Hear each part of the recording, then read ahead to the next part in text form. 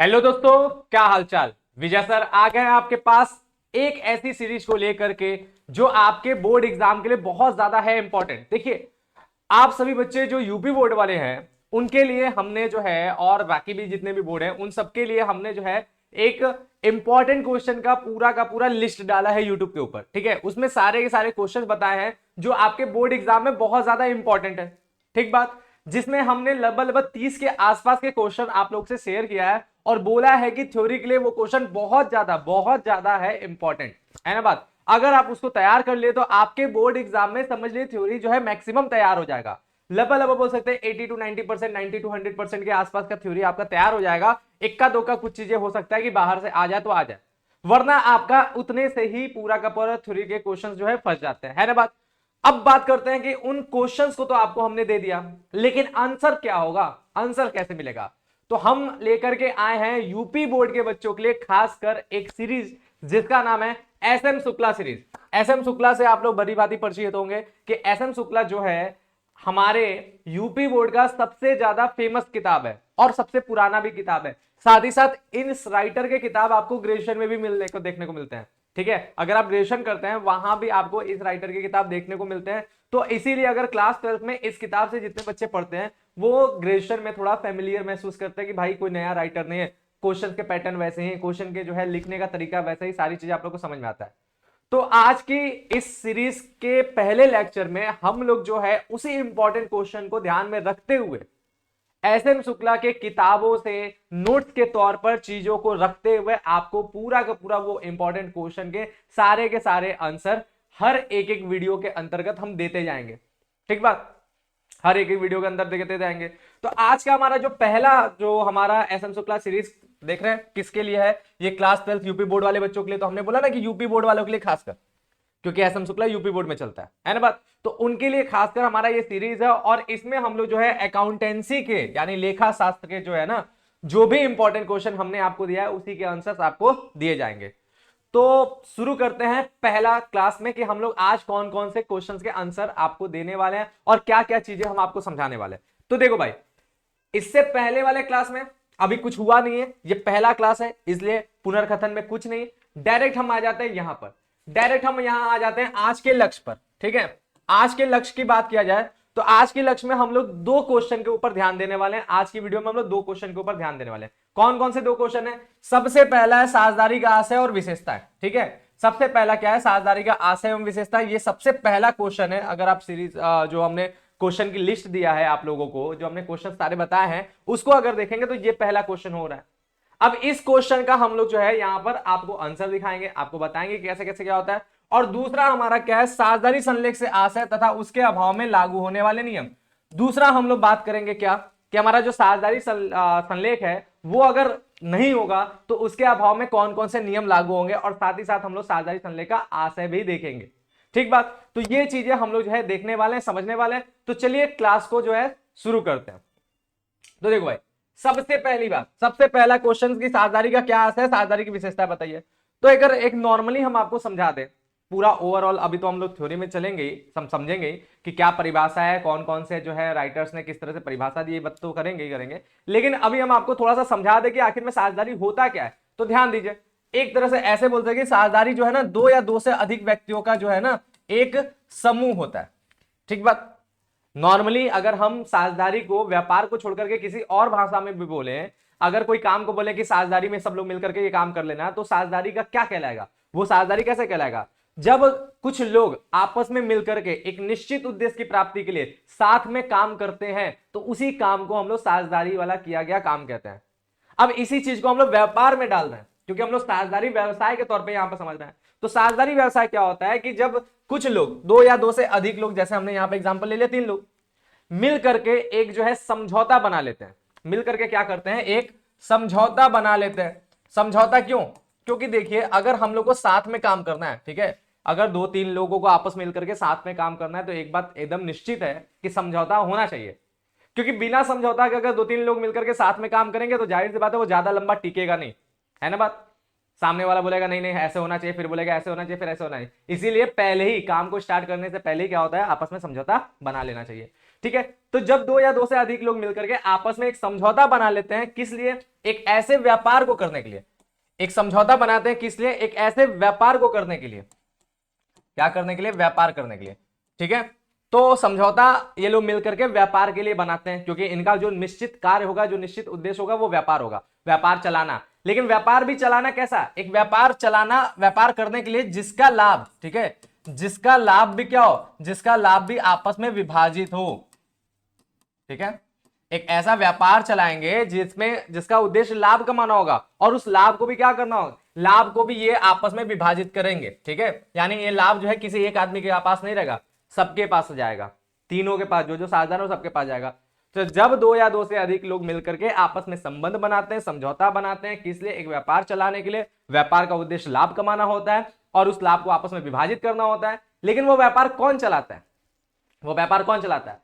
तो इस व्यापार को चलाने का भी जो जिम्मेदारी है वो किसके ऊपर है? या तो ये तीनों मिलकर के चला लें, तीनों के तीनों साथ चला लें, या फिर तीनों जो है किसी एक को डिसाइड कर दें कि जैसे ए चला ले, बी चला ले, सी चला ले। तीनों के द्वारा कोई एक व्यक्ति भी अगर डिसाइड होगा तो वो भी चला सकता है। इसी प्रकार के चलते हुए व्यापार को हम लोग साझेदारी कहते हैं, ठीक बात। ये ओवरऑल जो है साझेदारी के बारे में समझ में आया। अब देखिए परिभाषा के तौर पर हमने यहाँ पे सारी चीजों को दिया हुआ। तो देखो भाई, सबसे पहला साझेदारी की परिभाषा, यहाँ पे हम 3 परिभाषा दिया। सबसे पहला परिभाषा आपको साझेदारी का किसका मिलता है? जो मेन है, सबसे मेन, ये पक्का याद रहना चाहिए। पहला वाला क्या है? तो यहां पर परिभाषा आपको दिया हुआ है किसका? भारतीय साझेदारी अधिनियम 1932 की धारा 4। तो ये पूछा जाता है कि भारतीय साझेदारी अधिनियम कब बना? तो 1932 में बना। उसका परिभाषा साझेदारी का किसमें दिया गया? तो धारा 4 में दिया गया। ये बात आपको याद होना चाहिए। तो भारतीय साझेदारी अधिनियम 1932 की धारा 4 में क्या बोला गया है? कि साझेदारी उन व्यक्तियों का संबंध है, ठीक है। साझेदारी क्या है? साझेदारी उन व्यक्तियों का संबंध है। उन व्यक्तियों का, किन व्यक्तियों का? तो भाई कुछ लोग होंगे, व्यक्तियों बोला है, व्यक्ति तो बोला नहीं, व्यक्तियों का मतलब कम से कम तो 2 लोग होंगे। तो हम एग्जांपल ले लेते हैं कि 2 लोग हैं, ठीक है। उन व्यक्तियों का संबंध है, यानी इन दोनों के बीच में आपस में संबंध होगा, ठीक है। अब जब संबंध की बात होगा तो संबंध कैसे बनता है भाई? तो देखिए कोई भी संबंध जो है वो कैसे बनता है? समझौता के अनुरूप ही बनता है, बात समझे। तो यहां पर जो संबंध होगा वो कैसा संबंध होगा? वैसा संबंध होगा। और वैसा संबंध कैसे बनेगा? समझौता के अनुसार ही बनेगा, है ना बात। अगर आपके साथ किसी का संबंध बनता है तो जाहिर सी बात है आप दोनों लोगों में कोई चीज कॉमन होगा, आप दोनों लोग किसी ना किसी एक प्रकार की चीजों में एक जैसे होंगे, तभी आपके बीच में संबंध बनेगा। जो पूरी तरह से विरोधाभास होगा उसका संबंध नहीं बनता, है ना बात। समझ रहे हैं बात ना। जैसे 2 देश होते हैं आपस में, मित्र देश कब होते हैं? जब उनका कुछ ना कुछ चीजें कॉमन हो जाता है। लेकिन दुश्मन कब होते हैं? जब विरोधाभास हो जाता है। वही सेम चीज, 2 व्यक्ति आपस में दोस्त कब बनते हैं? जब क्या होता है? जब उनमें कुछ ना कुछ कॉमन होगा। और दुश्मन कब बन जाएंगे? जब विरोधाभास हो जाएगा, है ना बात। तो यहां भी बोल रहा है कि साझेदारी उन व्यक्तियों का संबंध है, यानी साझेदारी 2 लोगों का संबंध है, यानी उनमें भी क्या होगा? कोई ना कोई चीज में उन लोगों की सहमति होगी, एक जैसा होगा, कॉमन होगा, ठीक बात। और संबंध कैसा संबंध होगा? तो भाई हम पहले से बता रहे, क्योंकि हम लोग व्यापार की बात कर रहे हैं, व्यवसाय की बात कर रहे, तो ये व्यवसायिक संबंध होगा, भाई बहन का संबंध नहीं होगा, ठीक है। पति पत्नी का संबंध नहीं होगा, रिश्तेदारी का संबंध नहीं होगा, इस प्रकार का कोई बात नहीं है ना बात, ठीक है। तो भाई भाई का संबंध नहीं होगा, इसी प्रकार का कोई संबंध नहीं है, बल्कि व्यवसायिक संबंध है, ठीक है, संबंध है।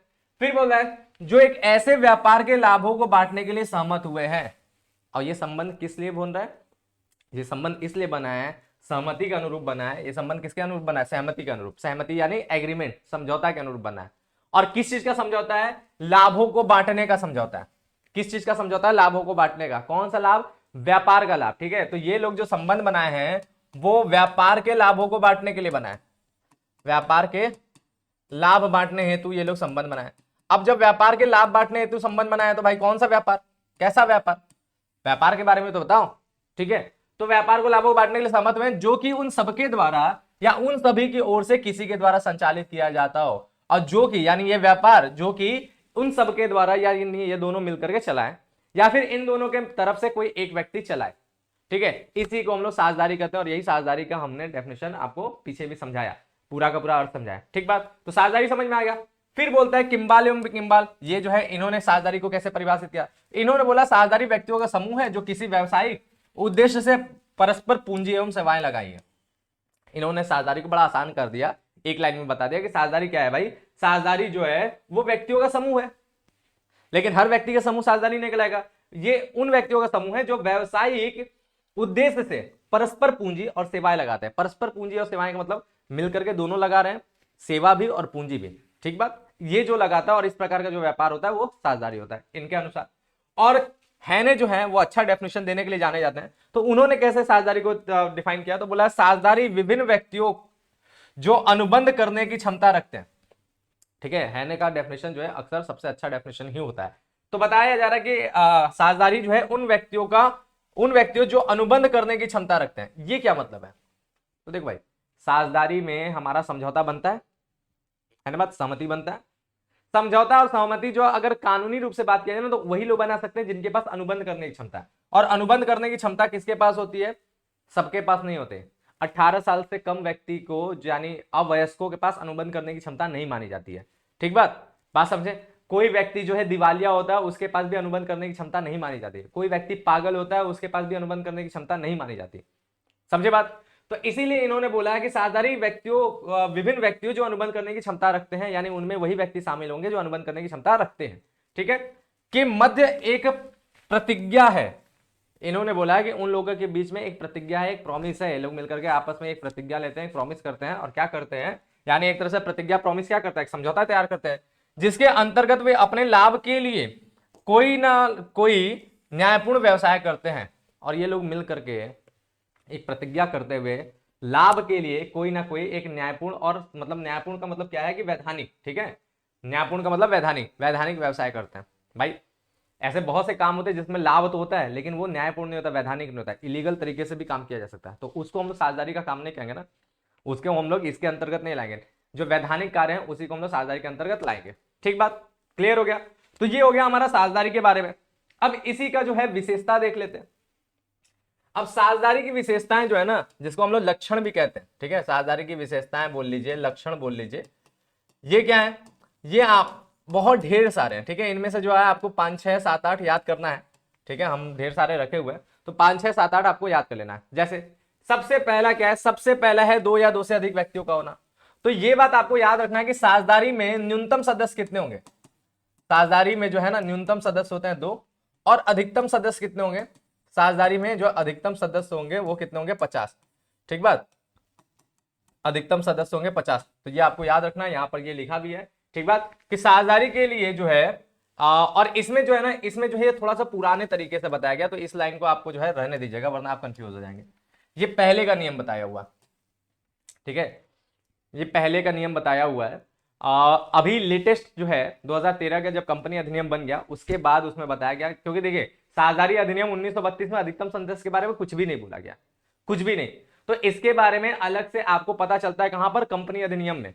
कंपनी अधिनियम जब 2013 बना तो उसके अंतर्गत हम लोग का एक धारा में बताया गया क्या, कि हमारा जो साझेदारी में अधिकतम संख्या कितने हो सकते हैं, 50 होते हैं, है ना।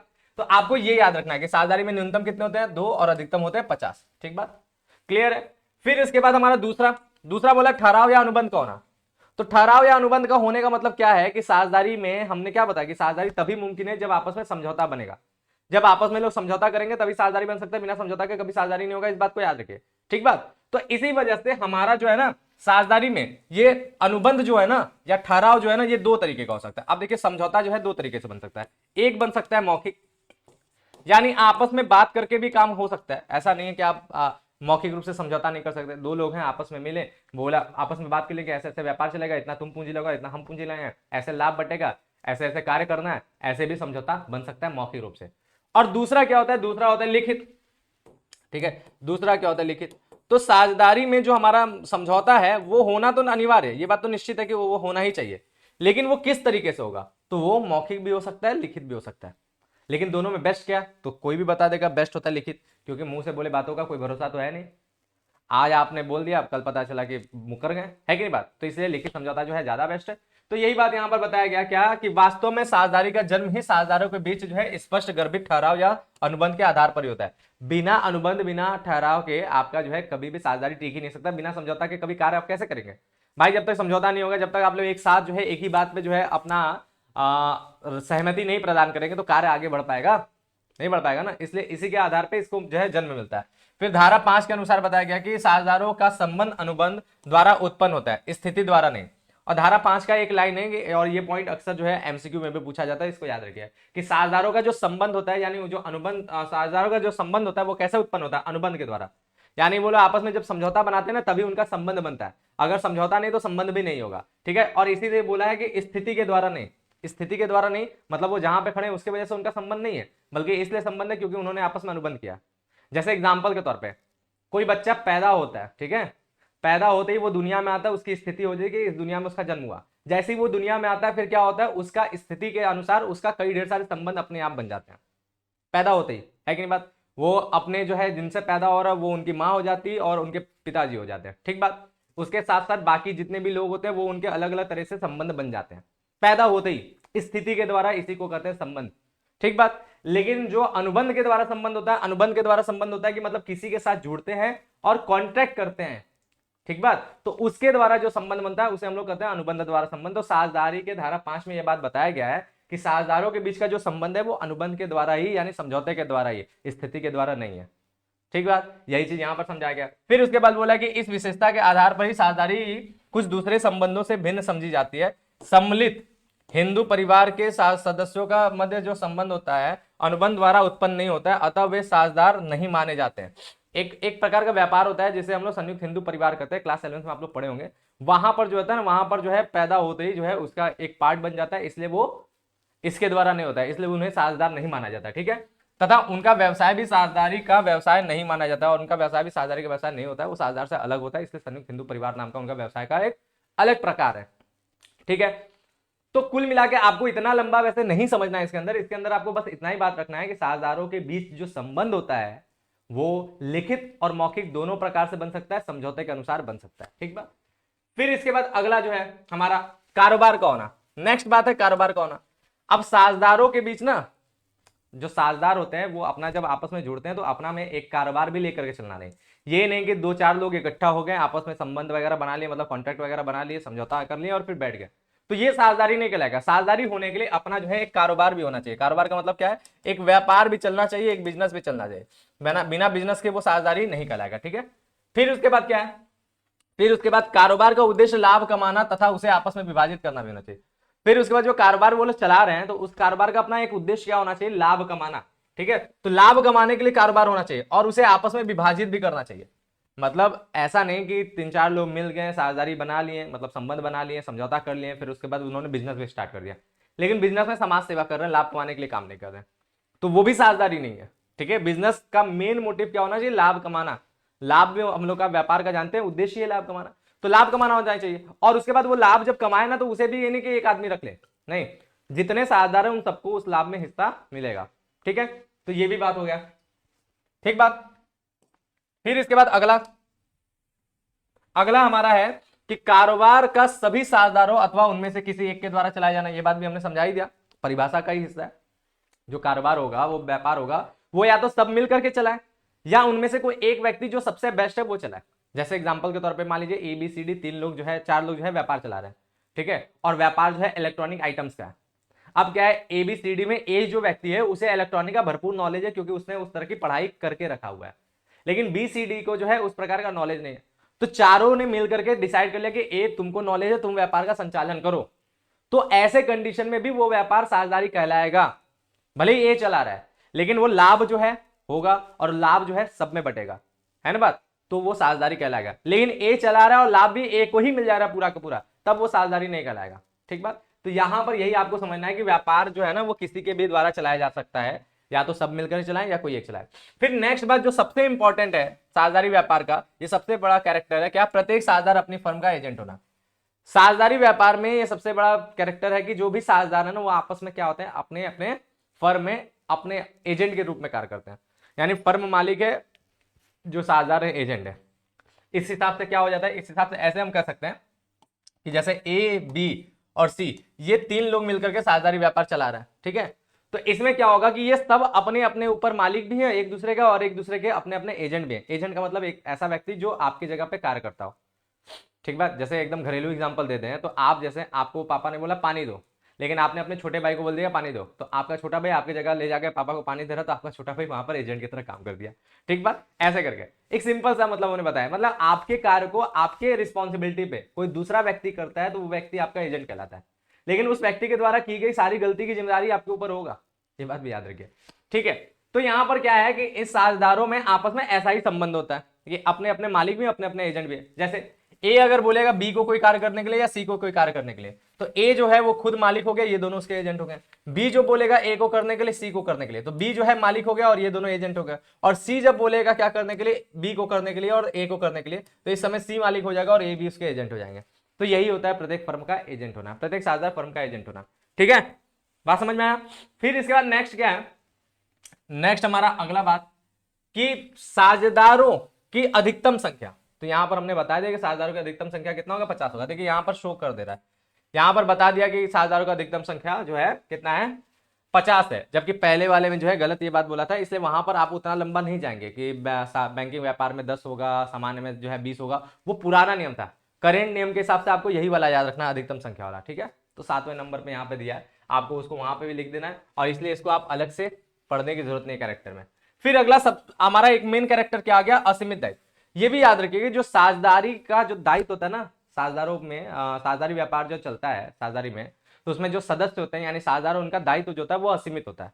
लेकिन ये असीमित दायित्व क्या है, तो देखिए एकाकी व्यापार में भी असीमित होता है, साझेदारी में भी असीमित होता है, और कंपनी जो होता है उसमें सीमित होता है। लेकिन ये सीमित और असीमित दायित्व होता क्या, तो देखो भाई, हम जब व्यापार में लगते हैं, यानी हम व्यापार में जब सदस्य बनते हैं, तो हमें व्यापार में क्या करना पड़ता है, अपनी पूंजी लगाना पड़ता है। ठीक बात। और हम व्यापार में जब पूंजी लगाते हैं, उसके थ्रू हमारा व्यापार चलता रहता है, चलता रहता है, चलता रहता है। और व्यापार जब हानि होता है, तो व्यापार की ही पैसों से उस हानि को पूरा किया जाता है। लेकिन अचानक एक ऐसी भारी हानि हो गया, एक ऐसा भारी नुकसान हो गया, जिसके वजह से अगर आप अपने व्यापार को पूरा बेच भी दें, सारी संपत्तियों को नीलाम भी कर दें, तब भी उस दायित्व का भुगतान नहीं कर पा रहे हैं, तब भी कुछ ना कुछ पैसा बच जा रहा है। तो ऐसे कंडीशन में जब असीमित दायित्व होगा, तो फिर क्या होगा, फिर उस पैसे का जो बचा हुआ पैसा है, उसके भुगतान के लिए आपकी निजी संपत्तियों को भी नीलाम करके बेच दिया जाएगा, और उससे जो है पैसा पेमेंट किया जाएगा। इसी चीज को कहते हैं असीमित दायित्व। जब आपके दायित्व, आपके व्यापारिक दायित्वों के, व्यवसायिक दायित्वों के भुगतान के लिए आपकी निजी संपत्तियों को बेच कर के भी उसका भुगतान किया जाए, तो इसको कहते हैं असीमित दायित्व। और सीमित दायित्व में क्या होगा, जैसा कंपनी में होता है, उसमें यह होता है कि आपका जितना पैसा आपके व्यापार में लगा है, आप कंपनी में जितना पैसा लगाएं बस उतना ही जाएगा, आपके निजी संपत्ति को कोई हाथ नहीं लगा सकता। ठीक है, इसे कहते हैं सीमित दायित्व। तो हमारे साझेदारी में क्या होता है, साझेदारी में सदस्यों का दायित्व कैसा था, असीमित होता है। ठीक, नेक्स्ट हमारा क्या है, नेक्स्ट हमारा है वैधानिक आवश्यकता। अब क्या होता है इसमें देखिए, तो साझेदारी व्यवसाय की स्थापना एवं समापन के लिए वैधानिक आवश्यकताओं की पूर्ति की आवश्यकता नहीं है। जिस प्रकार साझेदारी का जन्म आपसी ठहराव द्वारा होता है, उसी प्रकार साझेदारी का जो है समापन भी ठहराव द्वारा हो जाता है। यहां पर यही बात समझना है कि साझेदारी ना, इसको समझने के लिए पहले 10वां पॉइंट समझ लिए तो ज्यादा बेस्ट समझ में आए। पंजीयन, पंजीयन का मतलब होता है रजिस्ट्रेशन। तो देखिए साझेदारी में जो है रजिस्ट्रेशन कराना जो है अनिवार्य नहीं है, मन के ऊपर है, आप चाहो तो कराओ, चाहो तो ना कराओ, है ना बात। ये आपके पूरी तरह से आपकी इच्छा पे चलता है। आप बिना साझेदारी का पंजीयन कराए भी आप एक वैधानिक रूप से जो है एक लीगल तरीके से अपना व्यापार चला सकते हैं, उसमें कोई दो राय नहीं है। ठीक बात। लेकिन पंजीयन करा लेंगे तो बहुत से फायदा होता है, आपको पता ही है। कानूनी रूप से जब एक आपको पहचान मिल जाता है तो उसके अलग फायदा है, और जब कानूनी रूप से पहचान नहीं मिलता तो उसके कुछ ना कुछ नुकसान तो होते ही होते हैं। ठीक बात। लेकिन पंजीयन आपके इच्छा के अनुसार है, तो यही बात यहाँ पर लिखा है कि साझेदारी व्यवसाय का पंजीयन कराना आवश्यक नहीं है, बल्कि ऐच्छिक होता है। साझेदारी का पंजीयन कराने से फर्म अनेक लाभ प्राप्त करते हैं, तो ये तो हमने बताया कि उसको जो है अनेक लाभ होते हैं, और उस लाभों से वो वंचित रह जाता है अगर पंजीयन नहीं कराता है। अब क्योंकि पंजीयन कराना इसमें अनिवार्य नहीं है, इसी प्रकार से साझेदारी का जन्म फिर कैसे हो रहा है, तो साझेदारी का जन्म हो जाता है केवल समझौता के द्वारा। साझेदार आपस में जो समझौता करते हैं ना, तो समझौते के द्वारा जो है साझेदारी का जन्म हो जाता है। अब जब समझौते के द्वारा जन्म हो जाता है, तो फिर क्योंकि इसने पंजीयन तो कराया नहीं, कानूनी रूप से ये अपने जन्म को तो प्रमाणित कर नहीं रहा है। ठीक बात। तो फिर इसका समापन भी, यानी इसका अंत भी जो है ना, उसी समझौते के बंद करने से, समझौता भंग करेंगे और साझेदारी अपने आप भंग हो जाए। तो जैसे समझौते द्वारा, ठहराव द्वारा मतलब क्या होता है, जन्म होता है, उसी तरह ठहराव द्वारा जो है उसका अंत भी हो जाता है। यही बात यहां पर बोला है, वैधानिक आवश्यकता। कोई वैधानिक आवश्यकता नहीं, समापन भी जो है आपसी ठहराव द्वारा हो जाता है, और जन्म भी जो है ना, साझेदारी का जन्म भी जो है आपसी ठहराव द्वारा हो जाता है। ठीक, यही बात है, क्लियर है। तो ये सारे के सारे हमारे साझेदारी की विशेषताएं थी। टोटल 10 है, जिसमें से एक हमने काट दिया, तो आप जो है टोटल 9 है, 9 में से आप जो है 6-7 याद रखिएगा, एग्जाम में इतना लिख देंगे काम हो जाएगा, बहुत बढ़िया। ठीक बात। तो ये पहला क्वेश्चन हो गया। दूसरा क्वेश्चन की बात करें आज का, तो हमारा दूसरा क्वेश्चन है साझेदारी संलेख से आशय और उसके अभाव में लागू होने वाले नियम। तो देखिए प्रत्येक व्यापार में जैसे जो विशेष टाइप के व्यापार होते हैं उनके लिए अपना अपना अधिनियम होता है। जैसे अगर हम सिंपल सी बात बोले, सबसे पहले एकाकी व्यापार, अगर व्यापार का स्वरूप की बात किया जाए तो सबसे पहला व्यापार हो गया एकाकी व्यापार। तो एकाकी व्यापार जो है एक सामान्य रूप से व्यापार है, जिसे जो मन जहां मन जैसे मन खुल जाता है। आपके गली मोहल्ले में भी कई ढेर सारे व्यापार चल रहे हैं, वो सब एकाकी व्यापार है जो एक मालिक अपना खुद का व्यापार लेके चल रहा है। ठीक है, ये कोई विशेष प्रकार का व्यापार नहीं, इसलिए इसके ऊपर कोई विशेष अलग से कोई नियम कानून काम नहीं कर रहा है। ठीक बात। दूसरा हमारा व्यापार है साझेदारी। यहां पर दो या दो से लोग मिलकर के काम करते हैं, ये आप समझ रहे हैं। अब साझेदारी में क्या है, साझेदारी थोड़ा सा विशेष है, तो इसी वजह से जब भी कोई विशेष प्रकार का व्यापार होता है तो उनके ऊपर विशेष प्रकार के अधिनियम भी काम करते हैं। इसी वजह से इसके ऊपर जो है साझेदारी अधिनियम 1932 कार्य करता है, भारतीय साझेदारी अधिनियम 1932 कार्य करता है। और फिर उसके बाद आता है कंपनी। कंपनी भी एक विशेष प्रकार का व्यापार होता है, इसीलिए इसके ऊपर भी कंपनी अधिनियम 2013 काम करता है। ठीक बात। तो इन दोनों के ऊपर जो है आपस में अपना अपना एक्ट बना हुआ है। कंपनी का पूरा नियम कानून कंपनी अधिनियम 2013 के अधीन चलता है और साझेदारी के अंतर्गत जो भी रूल्स रेगुलेशन है वो 1932 के अधीन चलता है। लेकिन साझेदारी में एक बात और है कि साझेदारी की जब स्थापना होती है और वो लोग आपस में क्या करते हैं, आपस में कॉन्ट्रैक्ट बनाते हैं, जब आपस में जब समझौता तैयार करते हैं तो अधिनियम से ज्यादा असर उस समझौते का होता है, जिस प्रकार से वो लोगों ने समझौता बनाया, क्योंकि समझौते की ताकत इसी अधिनियम से मिल रहा है। ठीक है, तो जिस हिसाब से वो लोग आपस में समझौता बना के चलते हैं वही समझौते के हिसाब से उनका व्यापार पूरा चलता है। ठीक बात। तो अभी आपने एक बात जाना कि साझेदारी का जन्म किसके आधार पर होता है, साझेदारी का जन्म समझौते के आधार पर होता है ना बात। आपने ये बात जाना कि साझेदारी का जन्म होता है साझेदारी समझौते के आधार पर। और समझौता कैसे होता है, समझौता दो तरीके से हो सकता है। पहला हो सकता है मौखिक, चाहे तो मौखिक रूप से समझौता कर ले, और दूसरा होता है लिखित, चाहे तो लिखित रूप से समझौता कर ले। दोनों तरीके से समझौता हो सकता है ना। और हम आप लोगों से कई बार बता चुके हैं और पूछ चुके हैं, और कोई भी बच्चा बता देगा कि दोनों में बेस्ट क्या है। तो हम पता है कि मौखिक समझौता जो है ना थोड़ा खराब होता है। क्यों? क्योंकि भाई कब कोई अपने बात से मुकर जाए कोई भरोसा नहीं, इसीलिए लिखित समझौता सबसे बेस्ट होता है। लिखित समझौता सबसे बेस्ट होता है, बात समझे। और समझौता होता क्या, समझौता में व्यापार को चलाने से संबंधित सभी प्रकार के नियम एवं शर्तों का उल्लेख होता है। नियम एवं शर्तों को वो लोग डिसाइड करते, लिखते चलते और आपस में एक दूसरे को जो है तैयार करते चलते कि हाँ भाई ये नियम होगा। आपस में मिल करके जैसे हम लोग किसी चीज का प्लान करते हैं ना, वही चीज हम लोग व्यापार का प्लान करें, व्यापार कैसे चलाना है, वही समझौता में लिखा जाता है। और लिखाने के बाद उस पर वो लोग अपना सिग्नेचर करके उस पर अपना क्या करते हैं, एग्रीमेंट दे देते हैं। ठीक बात। इसके थ्रू वो समझौता तैयार हो जाता है और यही लिखित समझौता क्या कहलाता है, इसी लिखित समझौते को ही हम लोग क्या कहते हैं, साझेदारी संलेख कहते हैं। तो साझेदारी संलेख कोई अलग से कोई बड़ा चीज नहीं है, बल्कि साझेदारों के बीच होने वाले समझौते को ही साझेदारी संलेख कहते हैं। लेकिन सभी समझौते साझेदारी संलेख नहीं कहलाएंगे। जब मौखिक होगा तो वो साझेदारी संलेख नहीं होगा, बल्कि जब लिखित होगा ना तो लिखित वाले समझौते को ही हम लोग साझेदारी संलेख कहेंगे। ठीक बात, ये पहला बात हो गया। अच्छा, अब साझेदारी संलेख होगा तो उसके हिसाब से सारे नियम कानून लगेंगे। लेकिन जब साझेदारी संलेख नहीं होगा तो उसके लिए ना, यानी उसके अभाव में जो है अलग अलग प्रकार के नियम कानून लगेंगे, जो न्यूमेरिकल्स में भी हेल्प करता है, एमसीक्यूज में भी बहुत बार पूछा जाता है, और आपके ऐसे थ्योरी में लॉन्ग और शॉर्ट में भी पूछा जाता है।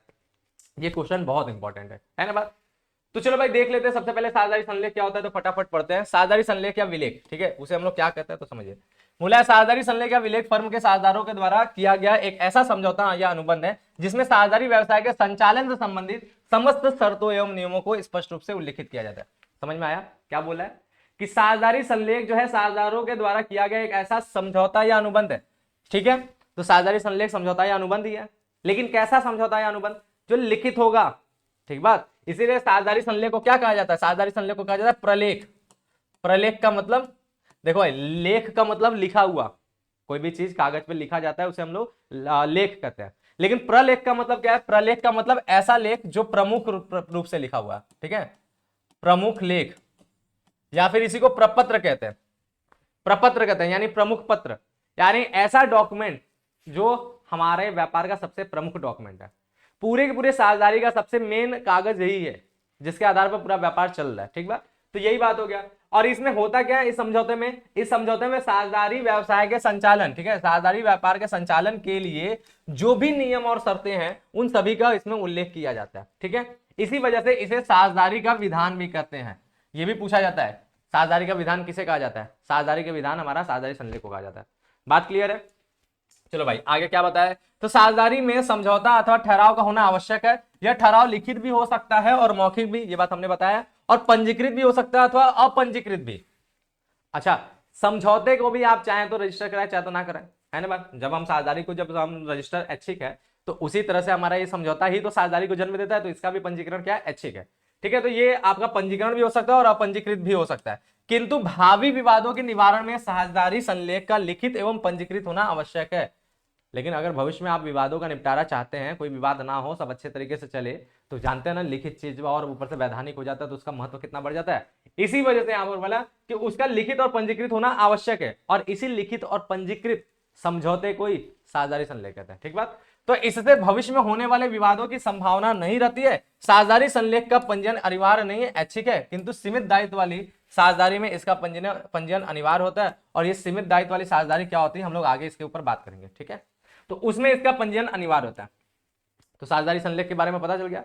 अगर इसको डिफाइन करना तो एकदम सिंपल तरीका है, अगर बहुत कम शब्दों में, आसान शब्दों में आपको बताना है तो क्या बोलना होगा, साझेदारी संलेख से ऐसे प्रपत्र से है जिसमें साझेदारी व्यवसाय से संबंधित सभी प्रकार के नियमों एवं शर्तों का उल्लेख होता है।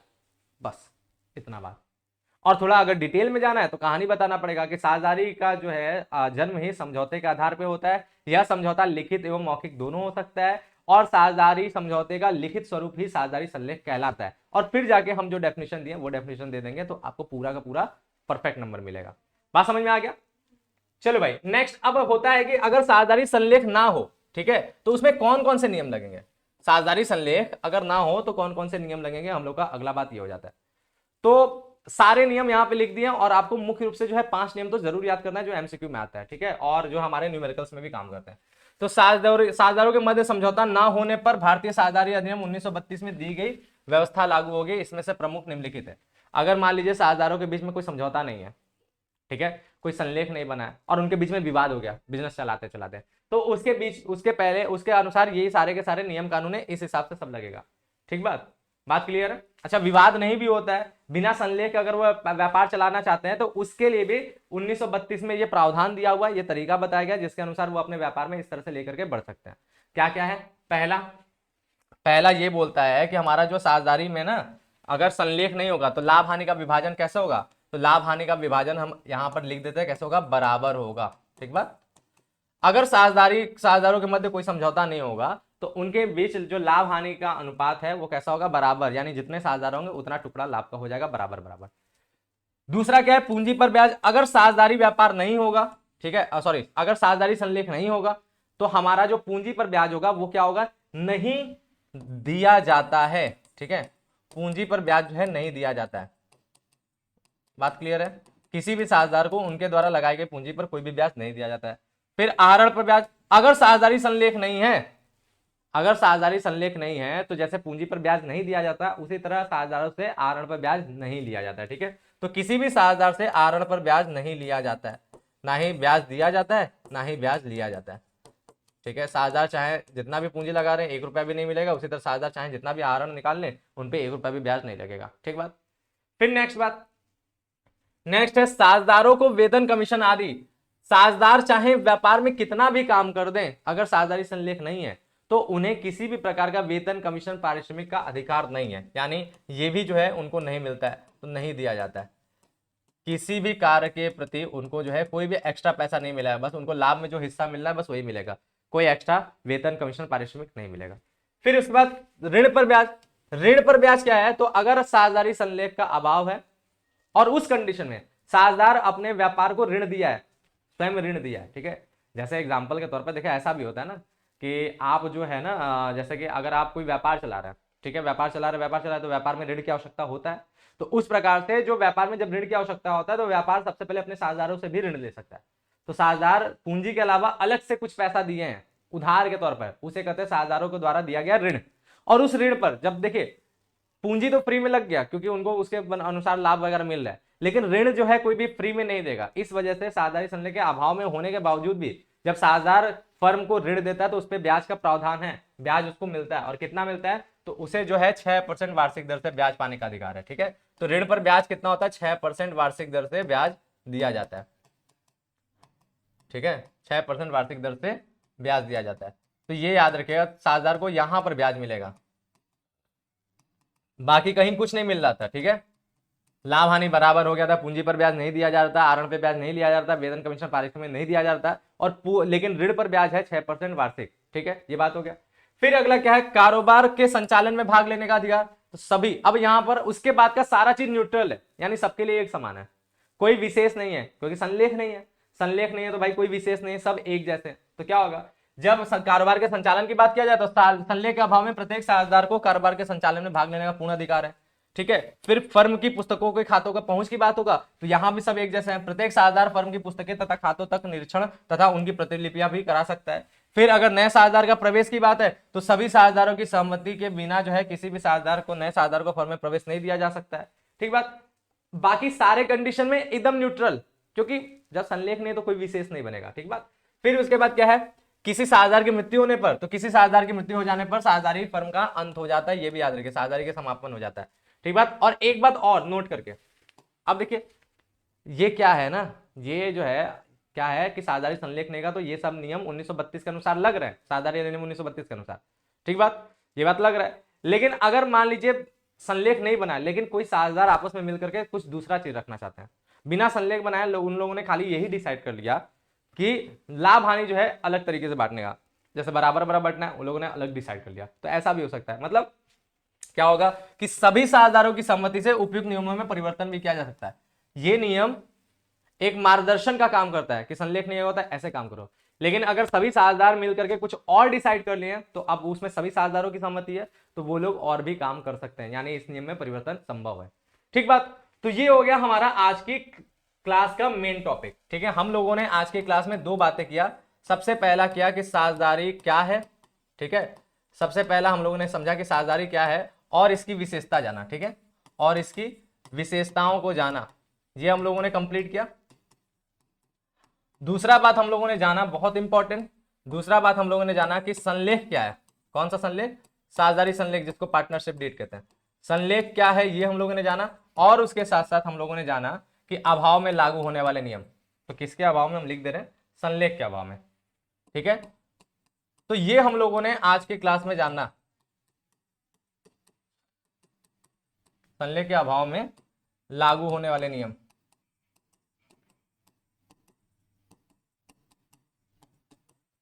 तो हम लोगों ने इतना कुछ जान लिया, बढ़िया से समझ लिया। ठीक बात, तो बस आज के लिए इतना ही। रिवीजन हमारा गृह कार्य में हम यही बोलेंगे कि आपको ये जो भी चीज हम इस लेक्चर में पढ़ाए हमेशा होमवर्क सेम रहेगा। क्या करना है? जो भी इस लेक्चर में पढ़ाए वो क्या होना चाहिए? याद करना है, वो याद रहना चाहिए। आप इस नोट्स से याद करें, आपके किताब में और अगर कुछ बढ़िया तरीके से चीजें दिया, कुछ और एक्स्ट्रा पॉइंट दिया, उसको भी आप याद कर सकते हैं, लेकिन इस नोट्स के तो थ्रू आपको पूरा याद करना ही है। इसमें जो क्वेश्चन बता रहे हैं उसको आपको पूरा तैयार रखना ही रखना है। ठीक बात, तो बस आज की क्लास में यहीं तक। मिलेंगे हम लोग नेक्स्ट लेक्चर में और नेक्स्ट कुछ क्वेश्चन के साथ, कुछ और इंपॉर्टेंट चीजों को देखते हुए। तब तक के लिए थैंक यू, बाय, जय हिंद।